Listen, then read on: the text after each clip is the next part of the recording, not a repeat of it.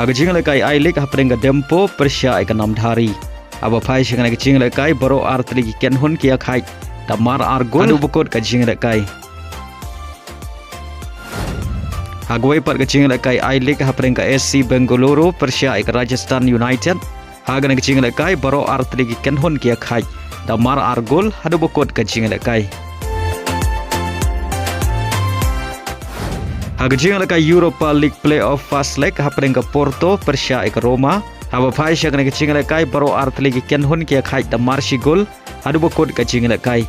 Ya ka shigol jung ka Roma la yoban thiap ashwa ban kut ka kela step kata ka minit ka basau pheu san plus san bar ya ka shigol jung ka Porto la yoban thiap ha ka minit ka ban reu pheu nyau. Haga jing lekai Saudi Pro League haprenga Al Shabab Persia ya ka ken hun ya lekai wa Aubameyang ka Al Qadisiyah. Haga na ka jing lekai ka ken hun jung Aubameyang kalau khor ka nam job hadin bakalala ban lim salit ya ka Al Shabab dan Laila Ar bari ka gol penjob ka Al Qadisiyah kalau yo ban thiap hashwa ban kod ka jing lekai kata ha ka minit ka bakhandai pheu plus reu bar ha ka na jing lekai u Aubameyang uli yo pedang ya ka redkan.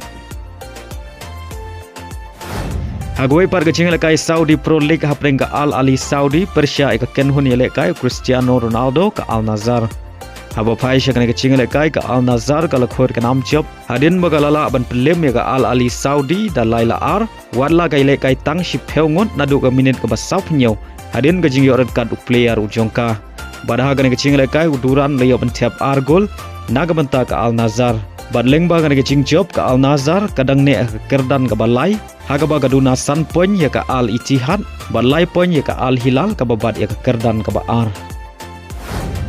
Haga jing lekai Indian Super League haprenga Jamshedpur Persia ka North East United. Haga nga jing lekai ka North East United kala khor ka nam job hadin bagalala ban pelem ya ka Jamshedpur da Arlanot. Baria gini ki ar gol juga North East United layo ban tap lengbau Algeria haga minit ka ban reu bat prap away.